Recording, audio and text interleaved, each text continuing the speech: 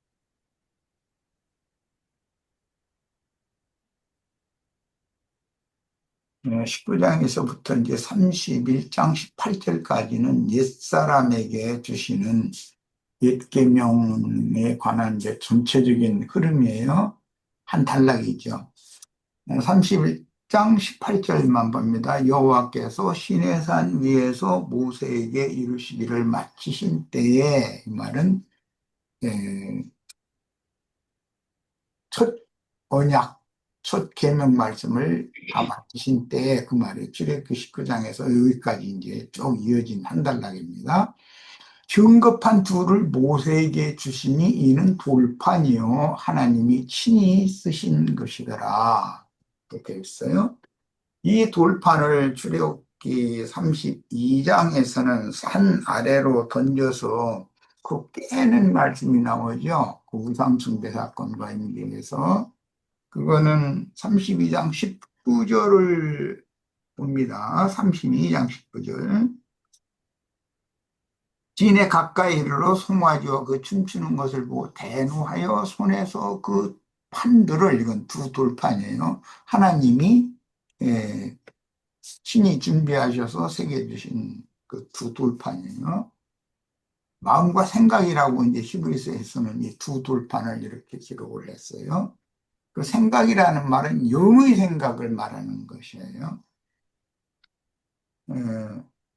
그 판들을 산 아래로 던져 깨뜨리니라. 이 말씀은 옛 언약이 파괴되었다는 말이죠. 옛사람에게 하나님이 언약 말씀을 주셨지만 그 언약 말씀은 무효가 된 것이죠. 인간들의 우상숭배, 선 아래에 있던 인간들의 우상숭배 때문에. 그 다음에는 이제 출애굽기 34장으로 건너뛰겠습니다. 이것은 모세가 하나님의 명령을 다시 받고 돌판 두 개를 새로 깎아가지고 나무 상자에다가 담아서 시내산 꼭대기에 두 번째 올라갔어요. 올라가서 말씀을 이제 친수로 기록하여 주신 두 돌판에다가 기록하여 주신, 이건 마음과 생각이라고 되어 있어요. 그 두 돌판을 가지고 와서 새 언약과 새 계명의 말씀으로 새 언약을 체결하는 말씀이 이제 34장 이하에서 또 한 단락이 이렇게 쭉 이어지고 있어요.